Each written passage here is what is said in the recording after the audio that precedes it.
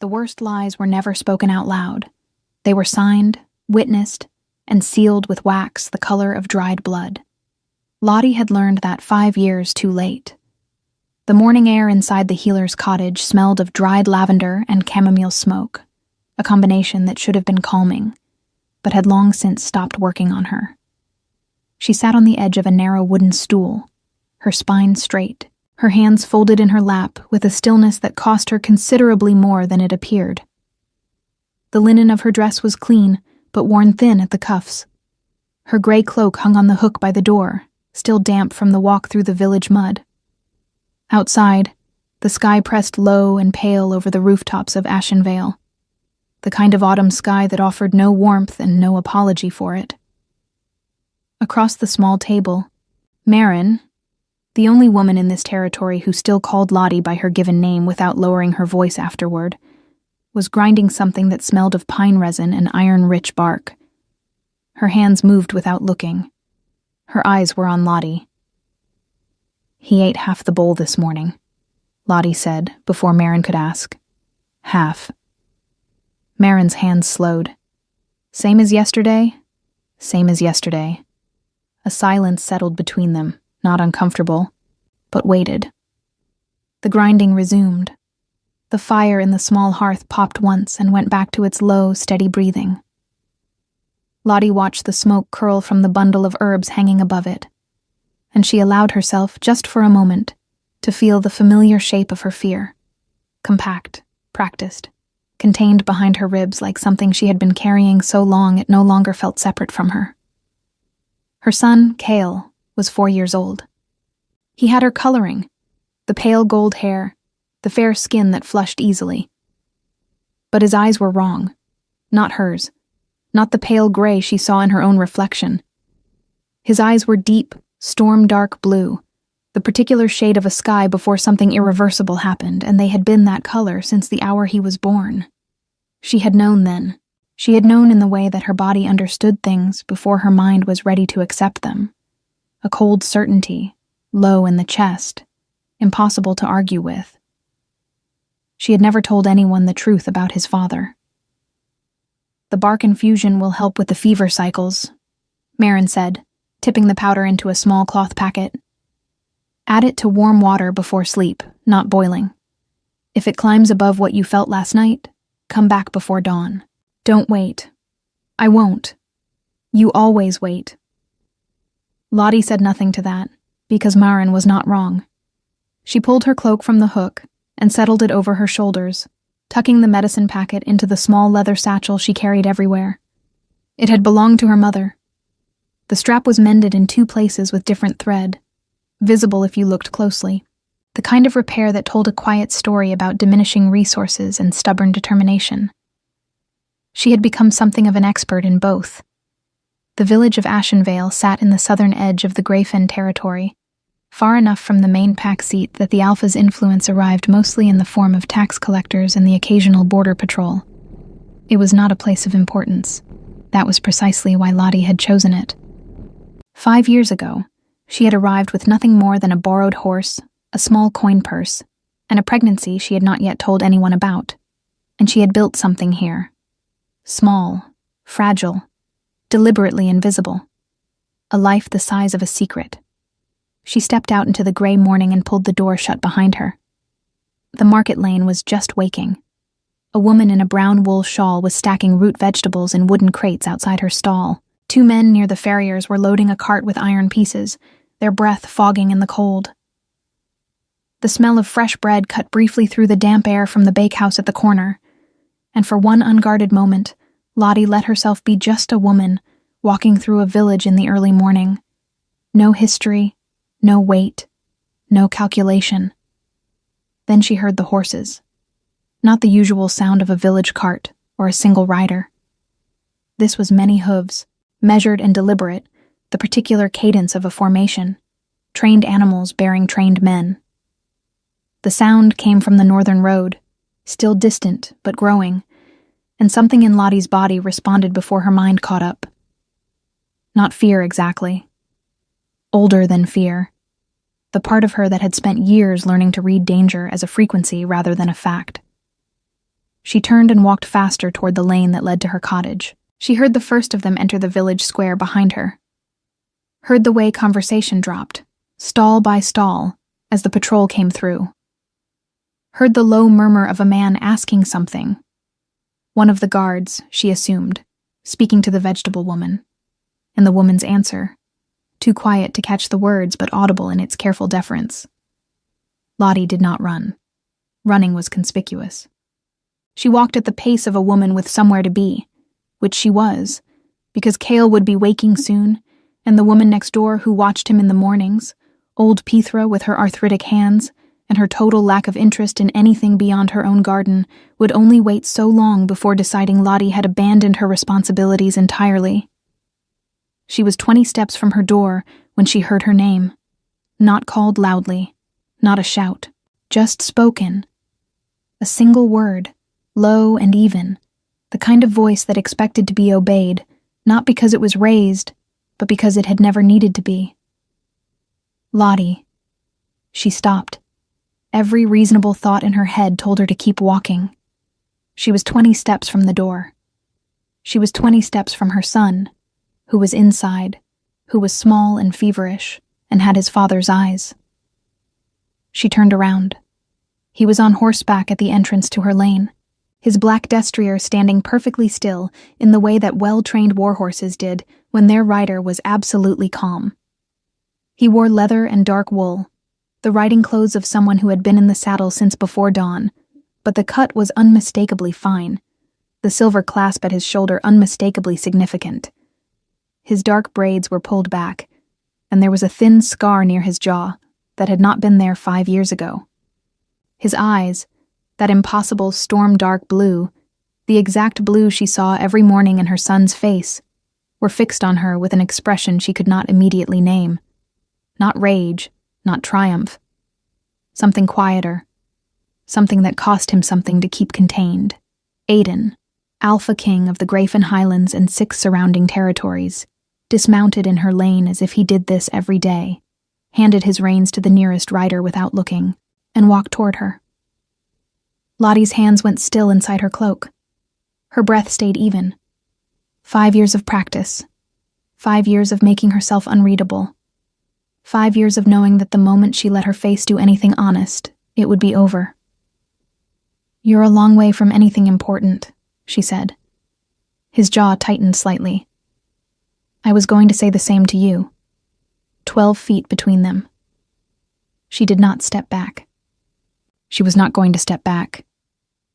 But inside her chest, behind the careful stillness, something was unraveling with extraordinary speed, because from somewhere behind her, from inside the cottage, where the door had swung open the way it always did when Pithra left without fully latching it, she heard the particular small sound of a child's bare feet on a wooden floor, and then, unmistakably, a little voice. "Mama." The word landed in the cold morning air, like a stone dropped into still water. Aiden's gaze moved, just once, past her shoulder, and then back to her face.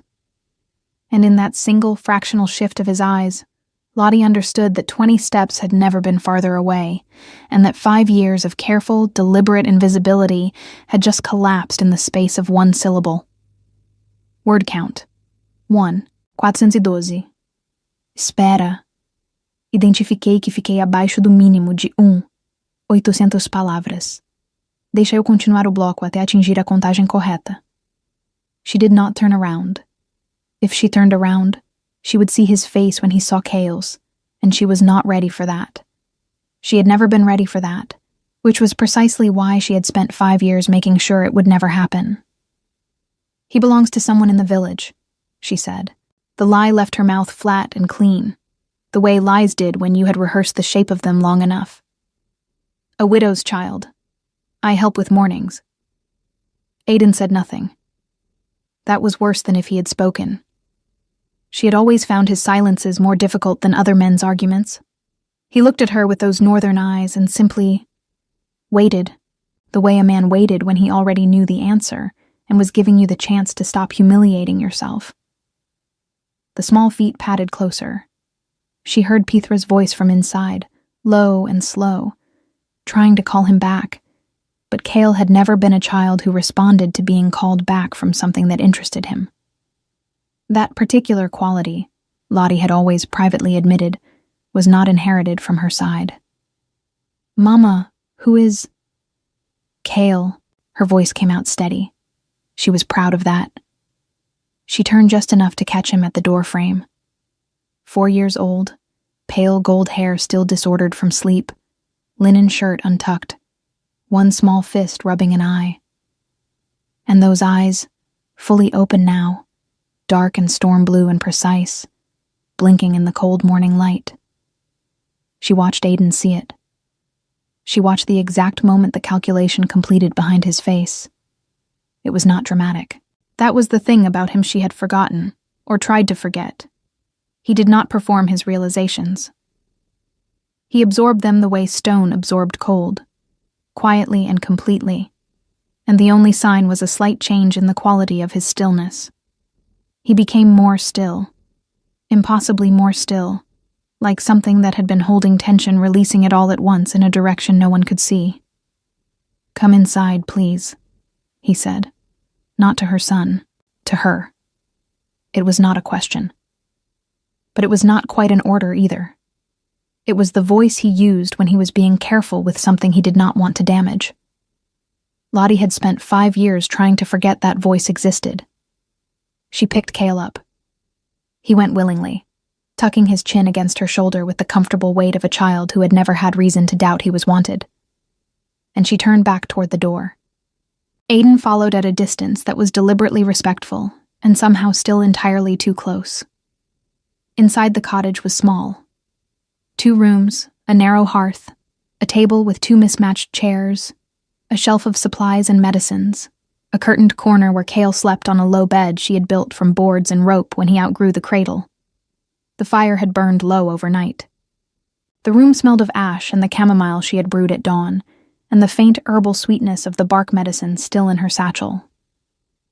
Peethra appeared from the curtained corner, took one look at the large-armed man who had followed Lottie through the door, and announced that her knees were troubling her, and she would return at midday. She was gone before Lottie could respond. Aiden closed the door behind him.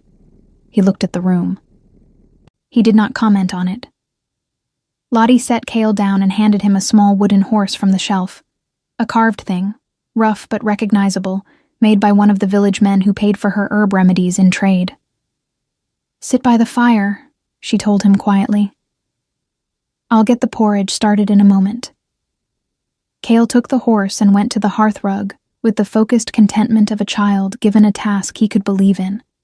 He began running the horse along the edge of the stone surround, making a low sound under his breath. He did not look at the tall stranger by the door. Children that age often didn't, when the stranger was very large and very quiet.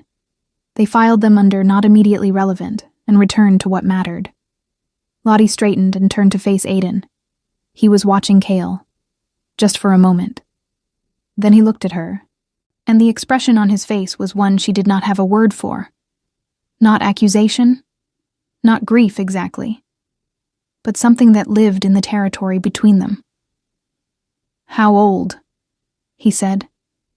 She could have kept lying. She was good at it by now. But there was something exhausting about lying to a man who was already standing inside the proof of what you had hidden. And she found, to her own distant surprise, that she had run out of the particular energy required to maintain it. "4, she said. He turned 4 in the spring. Aiden was quiet for a long moment. Outside, she could hear his riders in the lane, the restless shifting of horses, the low exchange of male voices kept deliberately out of earshot. He had told them to stay back. That small detail registered somewhere beneath her fear. He had thought, even then, about what she might need. She hated that she noticed. She had worked very hard not to remember the kind of man he was. "You left," he said finally. It was not an accusation. It was a statement of fact offered carefully, like a first piece placed on a board between 2 players who had not yet agreed to the rules of the game. "I was given a divorce document and a horse," she said, "signed and sealed by your own hand. Something moved through his expression. The seal on that document was forged. The words arrived in the small room and stayed there. Lottie's hands, clasped in front of her, went very still. By the fire, Cale ran his wooden horse along the stone and made a quiet, contented sound, entirely unaware that the floor beneath everything his mother had built was cracking open for the second time in 5 years. Forged. She said the word back to him not as a question, but as something she needed to hear in her own voice before she could decide what to do with it. It sat in the air between them, heavy and small at the same time, the way the most dangerous words always were. Aiden did not repeat himself. He did not elaborate immediately. He stood near the door with his arms at his sides, occupying the limited space of her cottage with a kind of careful economy, as though he was aware of how large he was in a room this size and had made a deliberate choice not to use it. That restraint had always been the thing about him she found most disorienting. She had known alphas who filled every room they entered like a fire fed too much air. Aiden filled space the way a load-bearing wall did, quietly, completely, without performance. "Who?" she said. "Your stepmother." Lottie heard the name before he said it, which was not a supernatural gift, but simply the inevitable conclusion of 5 years of slow, terrible arithmetic. She had always known that the numbers didn't add up. She had always known that the timing was wrong, that the document had arrived too fast, that the man she had married, whatever else she could say about those 2 years, had not been the kind of man who moved quickly on paperwork. Aiden had been many things. Bureaucratically efficient had not been among them. She had told herself she was wrong. She had told herself that grief made people see patterns that weren't there. She had told herself a great many things, in the dark of various nights, in the early months when Cale was newborn, and she was alone in a borrowed room in a village where no one knew her name, and the telling had worked well enough to get her upright each morning. "Seraphine?" Lottie said. "Yes." She turned away from him, not to hide her face. She was past that, marginally, but because she needed to be in motion, even the small motion of crossing to the hearth and lifting the iron pot from the hook and adding water from the pitcher on the shelf. Her hands knew this task. They did it without her having to think, which was useful, because the thinking part of her was occupied entirely with the architecture of everything she believed, and how much of it was now rubble. Seraphine Voss, her father's second wife, married 3 years after Lottie's mother died of a winter fever. A woman of fine manners and careful smiles, who had managed, over the course of a decade, to make herself indispensable to everyone who mattered while making Lottie feel, gradually, and without any single identifiable cruelty, like a guest in her own house. Her father had loved Seraphine with the uncritical devotion of a man who associated love with relief. He had not noticed what was happening to his daughter. By the time Lottie was old enough to name it, she had also learned that naming it accomplished nothing.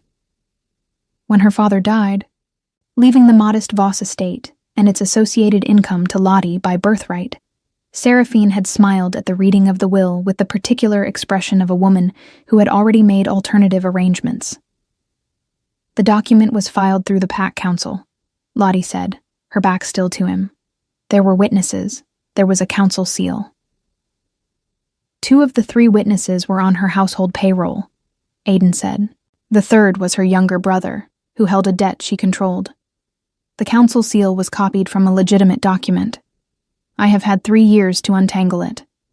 My record keeper found the original filing discrepancy 14 months ago. 14 months. She stirred the porridge slowly. 14 months ago, Cale had been nearly 3. He had just learned to run without falling, which he had celebrated by running directly into the garden wall and giving himself a spectacular bruise above his eye. She had pressed a cold cloth to his head, and he had laughed, because he found almost everything funny. And she had thought, she had let herself think, just for one moment, that this small life was enough, that it could be enough.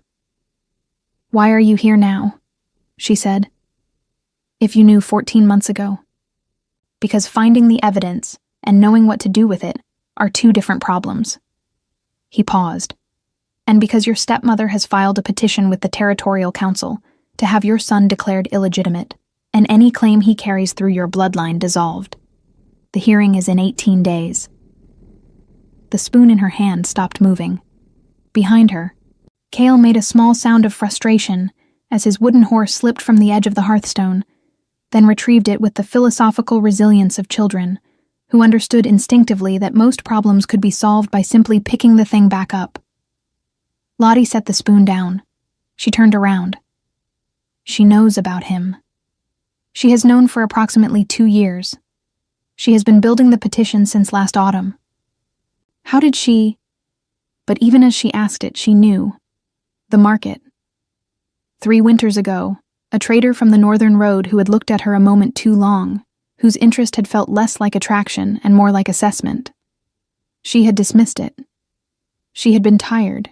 She had been managing a fever season that took 2 of the village's elderly. She had had no room in her attention for formless suspicion. She had someone watching Ashenvale. She had someone watching 6 villages in this region. She was thorough. There was no admiration in his voice when he said it, only the flat acknowledgement of a man who had spent considerable time mapping the scope of what he was dealing with. Lottie crossed to the table and sat down. Not gracefully. She simply needed to be sitting, because her legs had decided that standing was no longer something they wished to participate in. She pressed her palms flat on the wood and breathed once, slowly, and looked at the grain of the table rather than at him. Cale, sensing the change in his mother's silence the way young children sensed weather, abandoned his horse and came to lean against her knee. She put her hand on his hair automatically, and he accepted this and stayed, warm and solid, and completely without awareness of why it mattered that he was there. "What does she want?" Lottie said. "The Voss estate and title, which pass through you to him upon his recognized status as your heir. If he is declared illegitimate, and under the old territorial statutes, a child born outside a recognized union carries no claim regardless of bloodline, the estate reverts to the closest surviving adult claimant, which is Seraphine, as the widow of your father." She planned this from the beginning. The words came out without heat, which surprised her. She had expected to feel rage. What she felt instead was something colder, the settling sensation of a suspicion confirmed that had been waiting patiently for years, like a debt she had always known would eventually be called in. The divorce, the timing. She waited until I was pregnant, or she suspected it, and she moved before you could establish legal ground. He paused. "You were 3 months along when the document was filed. She likely knew before you were certain yourself." Lottie thought about Seraphine's face at her wedding, the warmth of the woman's embrace, the murmured congratulations, the way she had pressed Lottie's hand between both of hers and said, "You deserve every happiness, my dear," with such apparent sincerity that Lottie had almost believed it, had wanted to believe it, had been young enough and hopeful enough and exhausted enough from years of quiet diminishment that she had taken the warmth and held it close like something real. "My brother," she said abruptly. Aiden was quiet for 1 beat too long. She looked up from the table. "Theo." The name came out sharp. Her younger brother, 8 years her junior, who had been 12 when their father died, and had been left in Seraphine's guardianship because Lottie had been newly married, and the courts had decided a household with an alpha's resources was a more suitable environment than a young wife's uncertain new circumstances. Lottie had told herself it was temporary. She had told herself she would send for him once she was settled. She had told herself many things in those early months that the divorce document had made permanently irrelevant. "Where is Theo?" "He is alive," Aiden said, which was the first time he had used that particular construction, "is alive," which meant he had considered the alternative enough to lead with the clarification.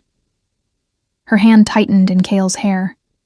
Her son made a small, tolerant sound and did not move. "Where?" she said again. "Seraphine enrolled him in a border garrison school 4 years ago. It functions nominally as a military academy, but it also serves as a mechanism for keeping inconvenient young men occupied and geographically contained. He has not been permitted correspondence with anyone outside the institution. Letters sent to him have been intercepted." He looked at her steadily. "He is 17 now. He has been there since he was 13. 13. A year after their father died. A year after Lottie had lost everything in a single signed document and fled south with nothing and no way to reach back. She had written a dozen letters in the first year, then stopped, because the silence felt too much like confirmation of something she couldn't survive confirming. He had been getting none of them. She stood up from the table. Cale moved with her, clutching her skirt briefly before releasing it, and returning to his horse with the adaptability of small children, who lived so completely in the present tense that even a mother's grief registered only as a momentary shift in weather.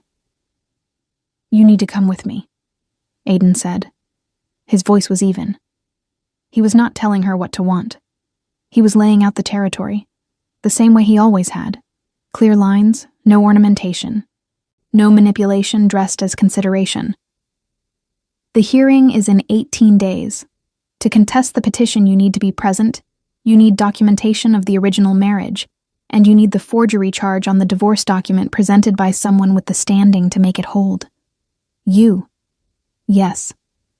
She looked at him, at the scar near his jaw, at the stillness that had not changed in 5 years despite everything, at the storm-dark eyes that her son had inherited so completely that every morning for 4 years had been a small, private reckoning. "And what do you want?" she said, not unkindly, but directly. She was done, absolutely done, with taking warmth at face value. He held her gaze. "To correct what was done to you. That is not an answer to what I asked." Something shifted in his expression. Not quite what she would call vulnerability, but the outer edge of it, the place where controlled men let themselves be briefly legible.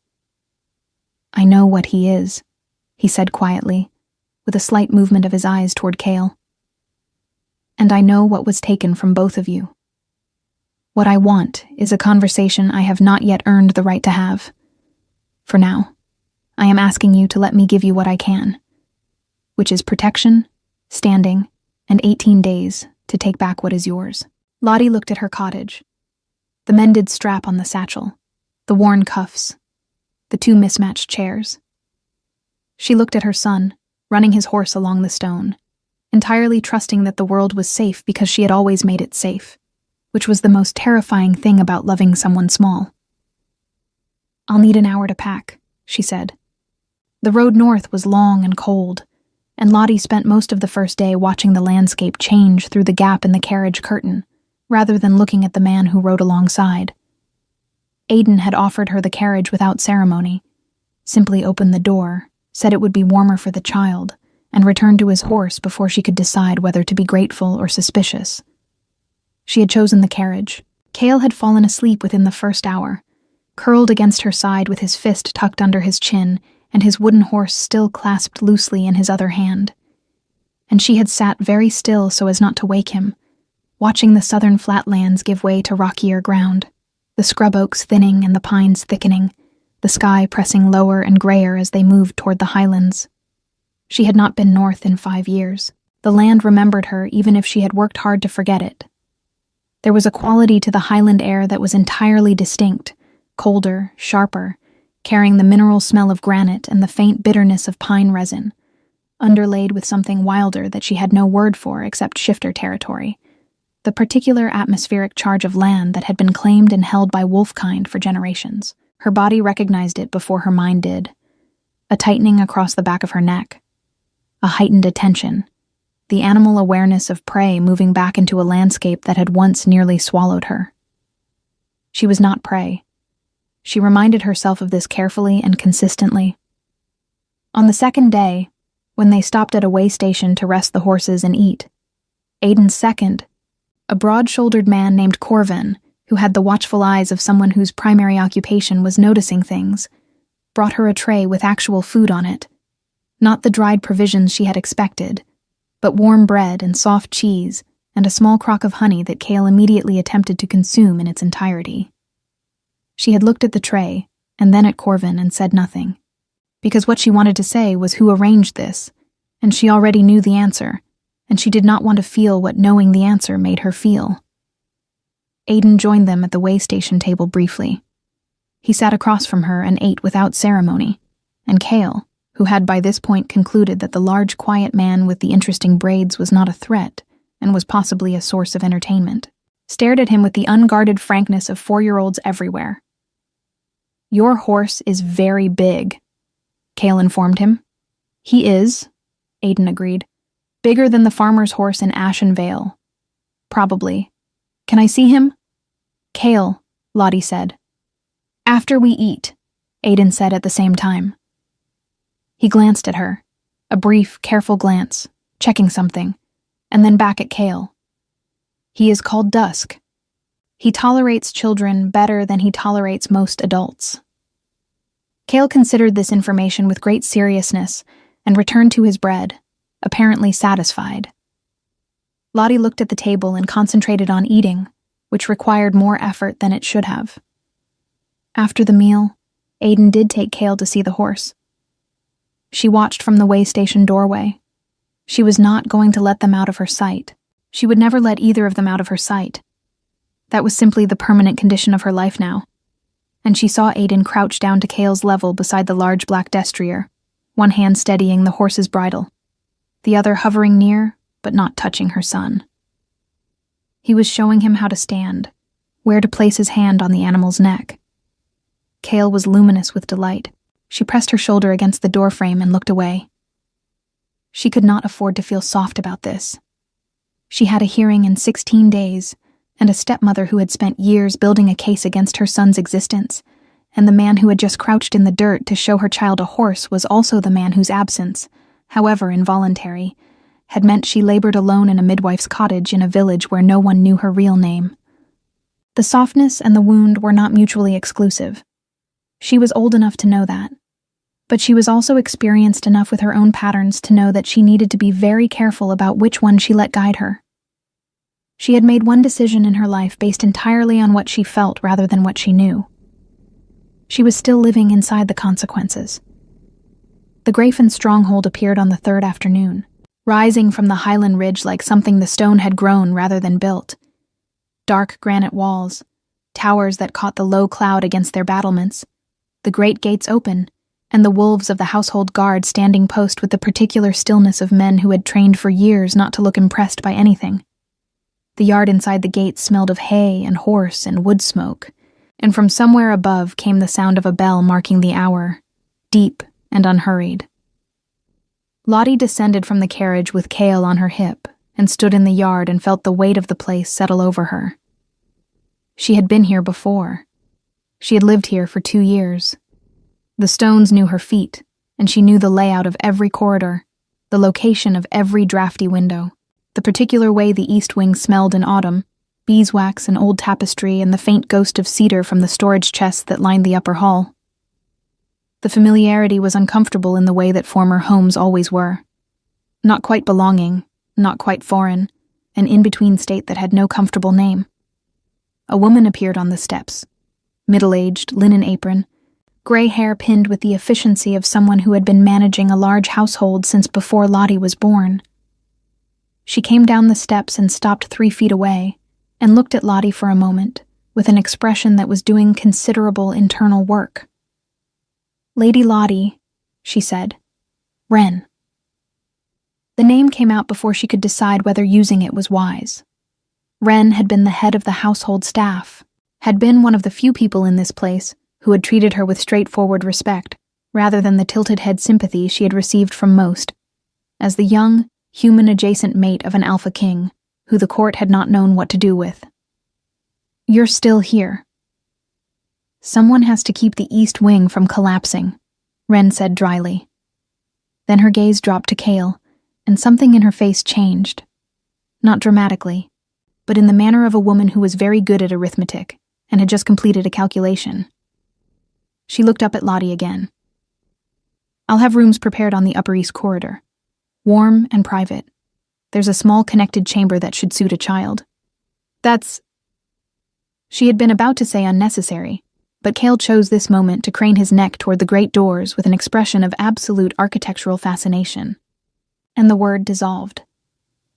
"Thank you." Wren nodded once and turned back toward the steps.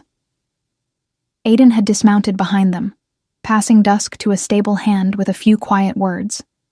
And as he moved past Lottie toward the entrance, he paused. "My study, when you're settled. There are documents you need to see before we plan the council approach."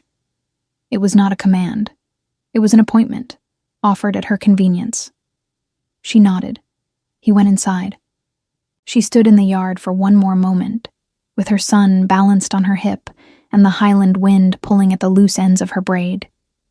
And she looked at the stronghold and thought about Seraphine, sitting in the Voss estate right now with her careful smile, certain that she had covered every angle, certain that Lottie was too far gone and too alone and too legally erased to do anything about a petition filed with authorities who had never met her. She thought about Theo, 17 years old in a border garrison school, waiting in silence for letters that had never arrived. The thing inside her chest that she had spent 5 years keeping carefully cold made a sound like something restarting. Aiden's study was exactly as she remembered it, maps and documents covering every surface, 2 tall windows overlooking the North Ridge, shelves of bound ledgers and correspondence files arranged without obvious system, but retrieved by him instantly whenever needed, a single large desk that always looked like a war was being planned on it, which often it was. The fire was well built, and the room smelled of ink and beeswax, and the leather of old books. She sat across from him with Cale, asleep upstairs under Wren's capable supervision, and she read the documents he set before her one by one. The forgery evidence was meticulous. 3 years of Aiden's record-keeper's work, layered and cross-referenced, the watermark inconsistency on the divorce seal, the witness testimony obtained from one of Seraphine's former household staff, who had since left her employ and carried a considerable grievance, the financial records showing payments from Seraphine's accounts to 2 members of the Pack Council in the months surrounding the filing, and the garrison records, Theo's enrollment documentation, signed by Seraphine as his legal guardian, with a notation in the margin in a different hand that read correspondence restricted by family request. Seraphine's request, filed a month after enrollment. Lottie looked at that notation for a long time. "She told him I didn't write," Lottie said. "Almost certainly. And he has been there 4 years believing—" She stopped, pressed her fingers flat on the document. "I need to get him out. The garrison is in Caldfen territory. The commander answers to the Caldfen Alpha, who has been neutral in territorial politics but has no particular loyalty to Seraphine." Aiden paused. "I have already drafted a request. With your counter-petition filed at the council hearing, the legal basis for his continued enrollment collapses. He can be released within days of the ruling." She looked up at him. "You drafted it before I agreed to come." Yes, she should have found that presumptuous. Part of her searched for the offense in it, and could not locate it cleanly, because the other part of her recognized what it actually was. A man who had identified everything she would need and prepared it in advance, not to remove her agency, but to ensure that when she was ready to act, there would be no delay built on his lack of preparation. "I have a question," she said. He waited.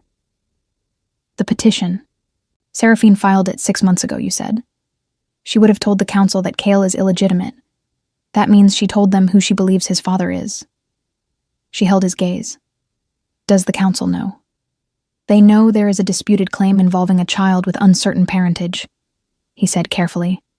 "They do not yet know the specific circumstances. The full details will become clear at the hearing. When they see him, they will know immediately." "Yes. And then it becomes not only a petition dispute, but a question of an unacknowledged heir to the Alpha King." She said it evenly, tracing the political architecture of it the way her father had taught her to, long ago, before he decided she was too old to teach and too female to need the lessons. She had learned anyway. She had learned by listening at doors and reading correspondence she was not meant to find. Seraphine may have miscalculated. If Cale is acknowledged, her petition fails completely. His legitimacy cannot be challenged. Correct. Something moved in Aiden's expression, something that was almost approval, and was more meaningful for being almost rather than fully.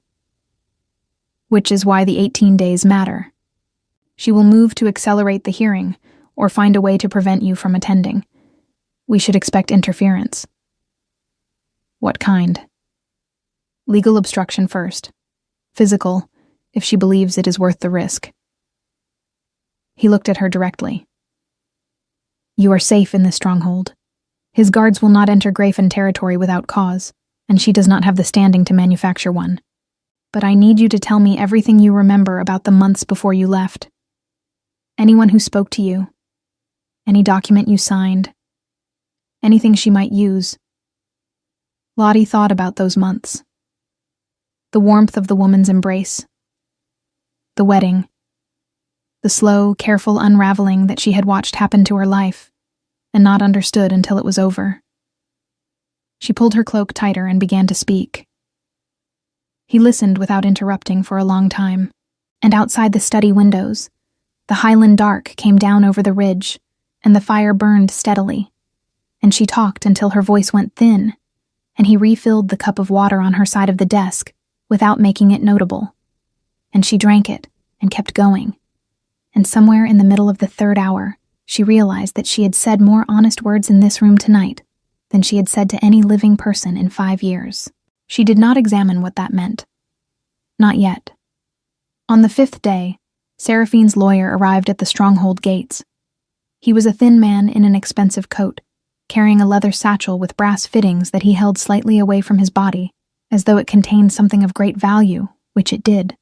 A formal notice of expedited hearing, filed the previous morning with the Territorial Council, moving the date from 18 days to 9. Lottie read it standing in the corridor outside Aiden's study, still holding the cup of tea she had carried from the kitchen, and felt the document's implications settle through her like cold water. 9 days. Seraphine knew she was here. She handed the notice to Aiden without comment.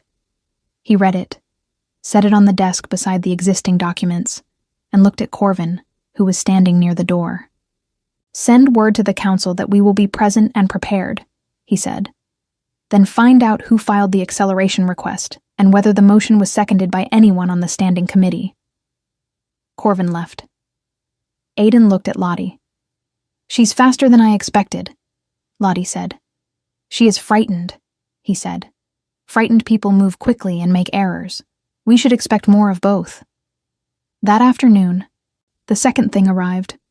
Not a lawyer this time, but a letter, addressed to Lottie in handwriting she recognized immediately. She had grown up watching those careful, elegant loops form words on household correspondence, on inventory lists, on the small notes left on her pillow when she was young, that she had believed for years were kindness. She opened it at the window of her room, with Cale occupied behind her, at the small table where Wren had installed a set of carved wooden figures that he was currently arranging into formations of his own private logic. My dear Lottie, it began. I have heard that you have returned north, and I confess I feel only relief.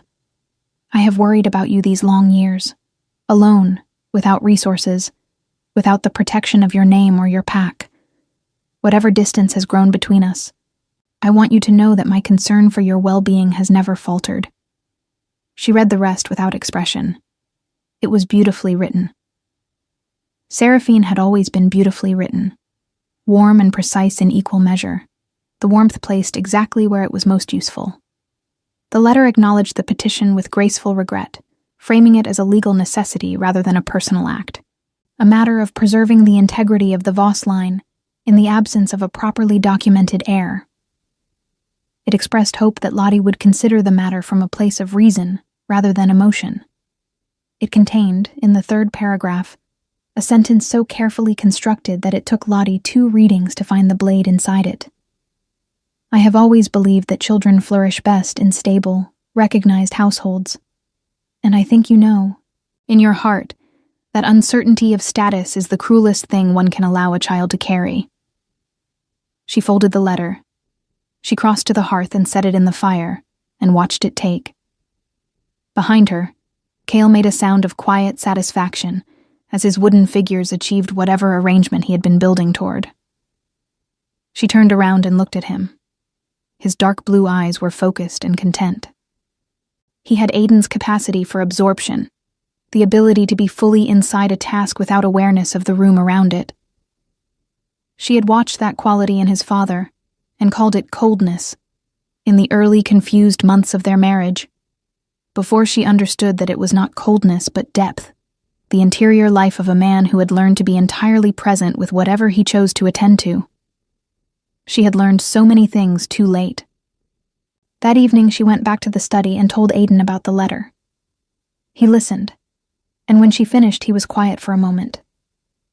"She is trying to make you doubt the hearing," he said. "She wants you to consider an agreement." "I know what she wants." "What do you want to do?" No one had asked her that in a long time. Not what should we do, or what is the correct legal course, but simply what she wanted.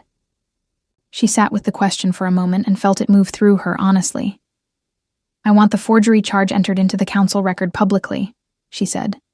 "Not as a footnote, not settled quietly in a back corridor. I want it read aloud in the chamber. I want every member of that council to know exactly what she did and to understand that I know it too." He nodded once. "Then that is what we will prepare." On the 7th day, Wren brought Lottie a dress. She arrived in the doorway of the room with it folded over her arms. Deep green wool, well cut, with a fitted bodice and cuffs that were whole and unworn. Not elaborate, not the kind of thing designed to announce wealth. The kind of thing designed to announce that the woman wearing it was entirely serious about where she was going. "I found it in the cedar chest in the upper hall," Wren said, in the tone of someone who had not found it in any chest, but had instead sent quietly to a seamstress in the village and said nothing about it. "It wants only slight adjustment at the waist, I think." Lottie looked at the dress. She thought about the worn cuffs of her linen. She thought about walking into a council chamber in front of men who had known her as the Alpha King's quiet, slightly puzzling mate, and then known her as an absence, a nullified document, a name removed from every official record. "Thank you," she said. Wren set the dress over the chair and left without ceremony. She was, Lottie thought, one of the more genuinely decent people she had encountered, in a life that had not always provided a generous supply of them. That night, she sat with Cale until he fell asleep, one hand resting lightly on his back, feeling the small, reliable movement of his breathing. The connected room was warm. Wren had seen to the fire, and the candle on the shelf burned with a steady flame that threw soft gold across the low ceiling. Outside, the highland wind moved through the pines. From somewhere below in the courtyard, the household guard completed their last round of the night, their boots deliberate on the stone. She thought about Theo and his garrison school, sleeping in whatever narrow bed they gave 17-year-old boys in institutions designed to contain, rather than educate. She thought about the letter she would write him tonight, after Cale slept, the first letter in years that she knew would actually arrive. She thought about Aiden, 2 floors below, who was almost certainly still at his desk. She did not examine that thought. She removed it carefully and set it aside, the way she had been setting things aside for 5 years, and she went to the small writing table in the corner and took out paper and ink and began to write to her brother. She wrote for a long time. She told him everything. Not the careful, abridged version she had been composing in her head for years, but the actual truth, in the actual order it had happened, without softening the parts that hurt to say. She told him about the document, about the village, about Cale, about what Seraphine had done and what was about to happen, and that in 9 days, 8 now, she intended to stand in the council chamber and make sure none of it could be buried again. She told him she had never stopped writing. She told him she was sorry it had taken her this long to get the letter somewhere it would reach him. She sealed it and left it on the table for Corvin to dispatch at first light, and then she sat for a moment in the chair with her hands in her lap and let herself feel, briefly, contained, honest, the full weight of what had been done to her. Not just the divorce, not just the 5 years. The decade before that, the slow and patient process of a woman who had smiled and murmured, You deserve every happiness while methodically removing every support that might have allowed happiness to take root. Seraphine had been thorough. She had started early. She had understood that the most effective demolition happened so gradually the structure didn't know it was falling until it was already on the ground. She understood that now. She had understood it for years. What was different, sitting in this room in this stronghold with the fire at her back and a hearing in 8 days, and her son's breathing audible through the open doorway, was that she was no longer falling. She did not intend to seek Aiden out. She went downstairs because the fire in her room had gone low, and she wanted coals from the main hearth, which was a reasonable, practical errand that had nothing to do with the fact that the light under the study door told her he was still there. She stopped in the corridor. The light was steady. She could hear the quiet sound of writing, the particular rhythm of a quill moving with purpose, the occasional soft shift of paper. She knocked twice, which she had not decided to do until she did it. "Come in," he said. He was at his desk, as she had known he would be, surrounded by council documents and territorial maps. A half-eaten plate at one corner that suggested someone had brought him food he had largely ignored. He looked up when she entered, and she saw briefly, before he settled back into his usual expression, that he had not expected it to be her. She crossed to the fire, which was well built, and took the coal scoop from the hook. A reasonable, practical errand. She was here for coals. "You should sleep," she said, because something had to be said. "You as well." "I wrote to Theo." "I know. Corvin told me you'd left a letter." She moved the coals into the small carrier and did not look at him. "He'll think I abandoned him." "You can tell him yourself that you didn't. In 9 days, his enrollment will be void. He can be here within a fortnight after the ruling." She stared at the fire. A fortnight. Theo, a physical person in the same room, who she could look at and tell the truth to and know he had actually heard it. The idea was so large she could not quite make it real. "I don't know how to do this," she said. She had not meant to say it. It came out in the quiet of the room, low and undefended, the way things came out in this study at this hour, apparently. "I know the plan. I know the arguments. I know what we need the council to do. But I don't know how to walk in there and—" She stopped. "They will look at Cale and look at you and know, and then everything I kept quiet becomes something they all own." Aiden set down his quill. He did not come toward her. He stayed at his desk, which she appreciated, because she needed the physical space between them to say the rest of it. "I kept him hidden because I thought it protected him," she said. "But I also kept him hidden because if no one knew, I could pretend, sometimes, in the early mornings before he woke up, in the space before I remembered everything. I could pretend that the last 5 years had just been a life I chose, not something that was done to me." The fire crackled once. Outside, the wind moved. "Admitting the truth in that chamber means admitting I couldn't fix it alone," she said. "I couldn't protect him alone. I couldn't get to Theo. I couldn't undo any of it." "You kept him alive," Aiden said. "You kept him safe, healthy, loved, and entirely unaware that the world had tried to erase him before he was born. You did that alone, for 4 years, in a village where no one knew your name." He paused. "That is not a woman who couldn't protect her son. That is a woman who did, with exactly what she had."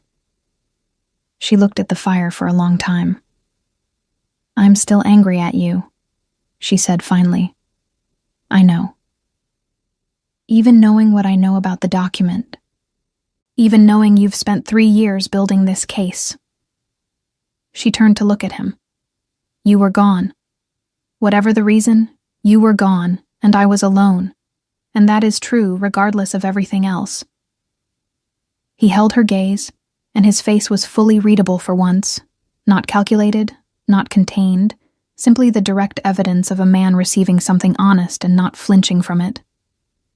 "Yes," he said, "that is true," and she had not expected him to simply agree. She had been braced for justification, for the listing of circumstances, for the reasonable accounting of all the ways it had not been his fault. The agreement landed differently. It had the weight of something that had been prepared for, acknowledged, held. Not because it absolved him, but because he thought she deserved to have it confirmed. She picked up her coal carrier. "Good night," she said. "Good night, Lottie." She was at the door when he spoke again. "For what it is worth," he said quietly, "I looked for you. From the first month. The trail was well hidden." He paused. "You were always thorough." She left without answering. She walked up the corridor and up the stairs and back to her room, and she added the coals to the fire and sat on the edge of the bed in the dark and pressed her hand over her sternum, where something was doing something she did not have the energy tonight to name or manage. 8 days. She would manage it in 8 days. The council chamber smelled of tallow candles and old stone, and the particular staleness of a room where important men had been making decisions for so long that the air itself had absorbed their certainty. Lottie had sat in rooms like this before, on the occasions when Aiden's court had required her presence, and she had learned then what she confirmed now, that the architecture was deliberate. High ceilings, elevated council bench, the petitioner's position set lower and forward so that every person presenting a case spent the duration of it looking up. She did not look up. She looked straight across. There were 7 council members, 4 she recognized from before. The other 3 were newer appointments, their faces unknown to her, but their expressions familiar. The careful neutrality of men waiting to understand which way power was moving before they committed to a direction. She had learned to read that expression too. Seraphine was already seated when Lottie entered. She was on the far side of the chamber at the respondents' table, dressed in gray silk with her silver hair arranged with its characteristic precision, and she looked, Lottie had to acknowledge this with cold objectivity, entirely composed, the face of a woman who believed the ground was solid under her feet. She looked at Lottie when she entered. Their eyes met across the stone floor. Seraphine's expression shifted minimally, something between surprise and recalibration, gone almost before it arrived. She had not expected the green dress. She had not expected the stillness. She had expected... Lottie understood. The woman from 5 years ago, younger, less certain, more inclined to look for warmth in faces that offered it. Lottie sat down and placed her folded hands on the table and waited. Aiden entered last. He did not sit beside her. His position as Alpha King placed him at the head of the chamber, a structural fact that Seraphine's lawyer had almost certainly anticipated would work in her favor, creating the appearance of impartiality by separating him from Lottie's case. What Seraphine's lawyer had perhaps not fully accounted for was the way Aiden moved through that chamber, the particular quality of his authority, unhurried and absolute, the way every person in the room adjusted their posture slightly when he took his seat, the way the council members who had been wearing their careful neutrality suddenly looked more carefully neutral, which was its own kind of information. The head of the council, a broad man named Aldrich with white at his temples, and the weathered patience of someone who had presided over decades of territorial disputes, called the hearing to order. Seraphine's lawyer went first. He was skilled. Lottie listened with full attention and acknowledged the skill honestly, because underestimating what she was facing had never been a luxury she could afford. He presented the petition with clean logic. The original marriage had been dissolved by mutual agreement, documented and witnessed. The child born afterward carried no recognized claim to the Voss name or estate. In the absence of legitimate documented parentage, the estate reverted to the nearest adult claimant. He used the word unfortunate 3 times, which was doing substantial work in the architecture of his argument. Unfortunate implied regret, and regret implied that no one wished harm, that this was merely the operation of law rather than the conclusion of a years-long campaign. He did not mention who the child's father might be. That absence was deliberate and loud. When he finished, Aldrich looked at Lottie. She stood. She had prepared what she intended to say. She had organized it carefully over 8 days, with Aiden's documents and her own memory and the knowledge of exactly what she needed to establish and in what order. She had rehearsed the shape of it, the sequence, the places where evidence needed to precede argument. She was prepared. What she had not prepared for was the quality of the silence in the room when she began to speak. They were listening, all 7 of them, and Aiden at the head of the chamber, and Seraphine at her table, and the 2 scribes at their corners, and Corvin by the door. All of them quiet in the specific way of people who understood that what was happening was consequential. She felt it, and she let it be there, and she spoke into it without softening a single word. She laid it out plainly. The marriage, the 2 years, the document that arrived on a morning she had not been summoned for, signed and sealed, delivered by a council messenger who had told her, with professional sympathy, that the dissolution was effective immediately, and that her belongings would be packed, and the horse was waiting. She described the seal, the small watermark discrepancy that she had noticed at the time, and told herself was a trick of grief, because what else was she supposed to do with it? Alone and newly pregnant in a household that had just been closed to her. She described Seraphine's visit 3 days before the document arrived. The warmth, the hand pressing hers. "You deserve every happiness, my dear." She said it aloud in the chamber, in exactly the tone it had been offered, and watched 2 of the council members shift in their seats. Then she set the forgery documentation on the table. Aiden's record keeper had prepared a clean summary, each piece of evidence numbered and cross-referenced, and she walked through it methodically. The watermark, the witnesses, the payments. She placed the financial records last, because they were the most specific, the least deniable. The place where careful arrangement met hard numbers and numbers were difficult to make into something else. Seraphine's lawyer objected twice. Aldrich overruled him both times. When she reached the garrison records, Theo's enrollment, the correspondence restriction filed in Seraphine's name, the 4 years of letters intercepted, she felt the chamber change. Not dramatically. But the quality of the council's attention shifted from the careful neutrality of men waiting for direction to something more immediate. A 17-year-old boy, held in a border institution at his guardian's instruction with his correspondence blocked. That was the kind of detail that was difficult to frame as merely the operation of law, and Seraphine's lawyer, to his credit, did not try. She finished. She sat down. Her hands were steady on the table. Aldrich called a brief recess. During the recess, Seraphine crossed the chamber. Lottie had expected this. She remained seated and watched her stepmother approach with the particular composure of someone who had decided in advance exactly how much of themselves they were willing to show in the next 3 minutes. Seraphine stopped at the edge of her table. Up close, she was slightly older. Fine lines at the corners of her eyes. Something around the mouth that had not been there 5 years ago. She looked at Lottie with an expression that was, remarkably, something close to genuine. "You were always cleverer than I accounted for," she said quietly. Not a concession. An assessment. "You taught me," Lottie said. "You spent 10 years showing me what it looked like when someone removed every support from under a life while appearing to offer one. I learned to recognize the pattern eventually." Seraphine was quiet for a moment. "And your brother. Theo will be released before the end of the week. The legal basis for his enrollment is void once the forgery ruling is entered." She looked at her stepmother steadily. "He is not a tool you have access to anymore." Something moved through Seraphine's expression. Not remorse exactly, but the outer edge of a recognition that she had reached the end of the territory she had mapped out for herself, and the terrain beyond it was not what she had planned for. She looked, for just a moment, like a woman who had built an elaborate structure and was watching it lose its geometry. She returned to her table without another word. When the chamber reconvened, Aldrich presented the council's findings with the measured efficiency of a man who had made a decision during the recess and was not going to dress it up.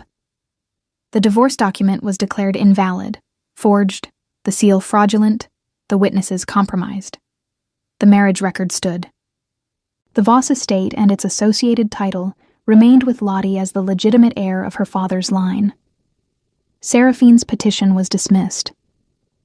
The council would refer the matter of the fraudulent filing to the territorial judiciary. The garrison enrollment of Theo Voss was declared void on grounds of the Guardian's compromised legal standing, and a release order was issued effective immediately. And then Aldrich looked at Aiden. There was a pause. Brief, significant.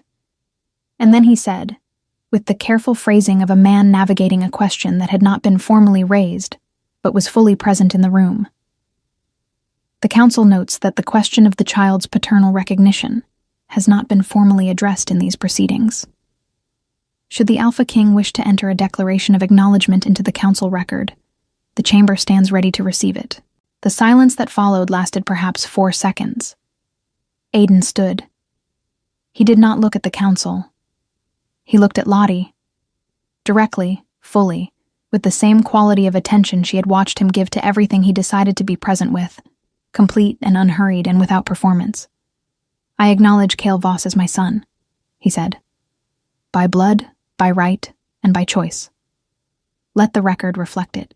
Lottie held his gaze across the chamber and felt something she had been holding shut for 5 years open without her permission.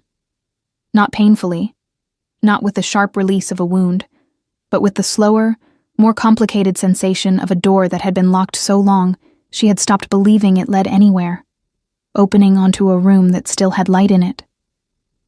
She did not cry. She was not going to cry in the council chamber.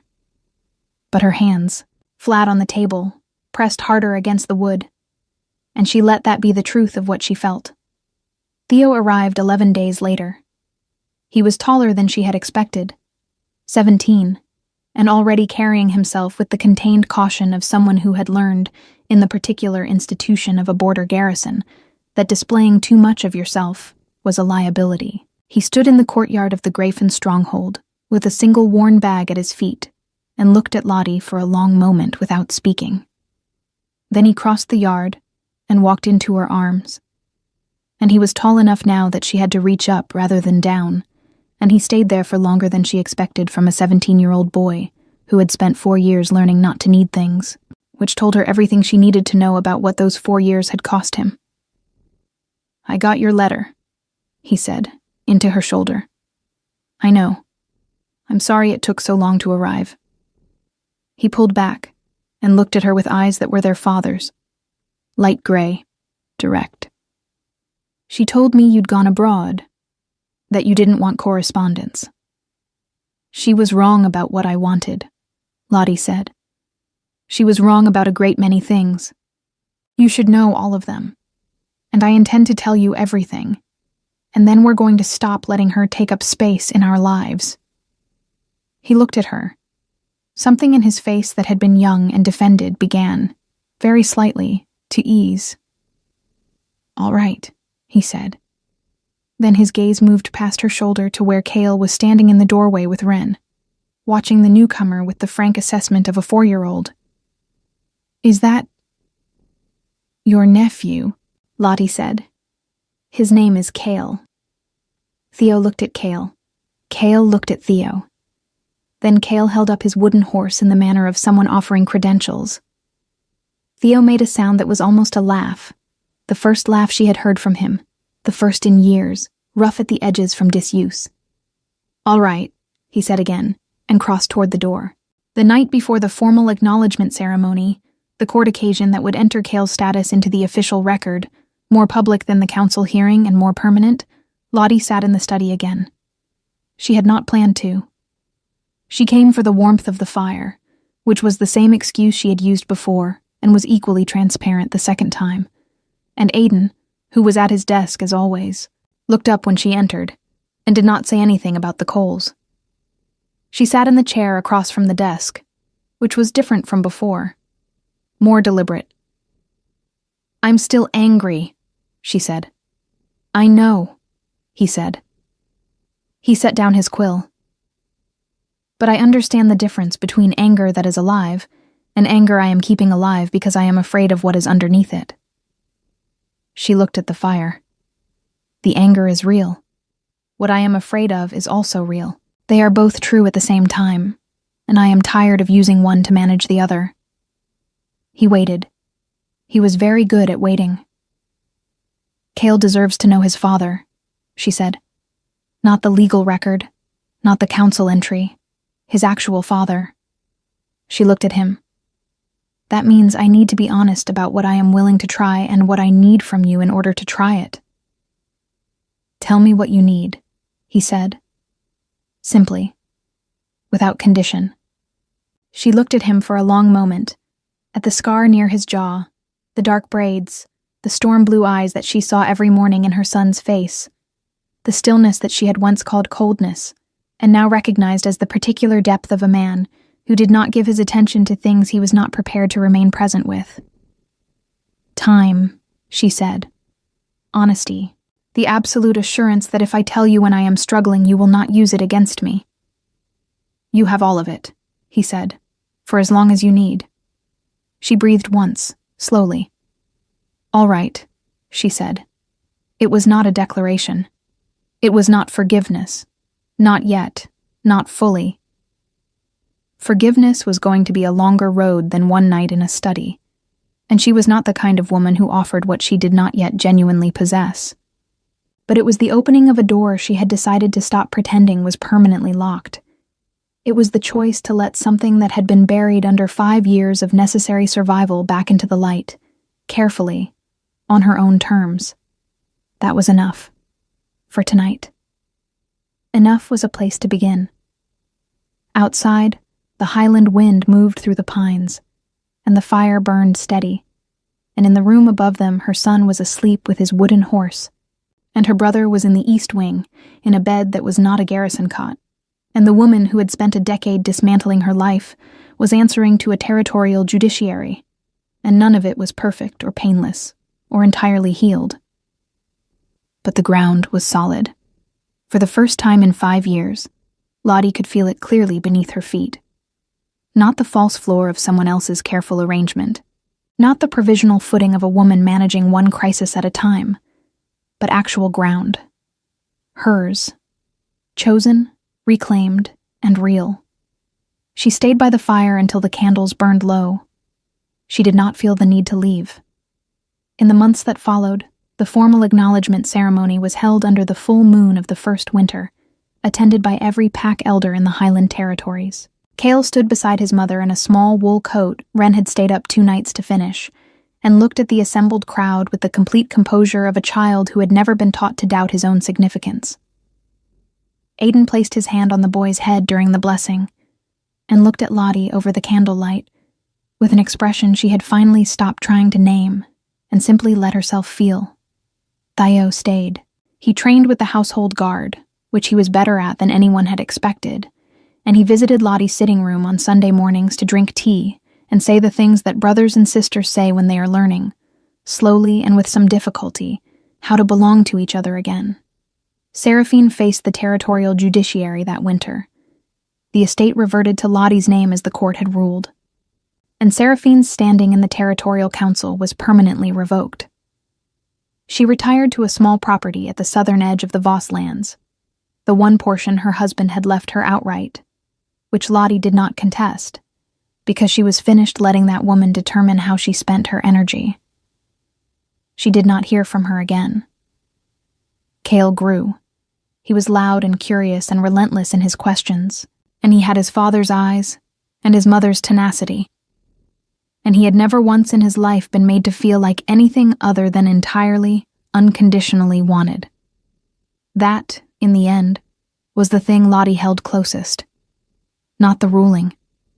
Not the restoration of her name. Not even the slow, careful rebuilding of something true between herself and Aidan, though that mattered, more each season, more than she had originally been willing to admit. The thing she held closest was simpler. Her son would never have to find out, late and alone and in the cold, that the people who were supposed to love him had been lying. He would never have to rebuild himself from documents and borrowed horses, and the stubborn refusal to disappear. He would just know, from the beginning, that he was real. And so was she.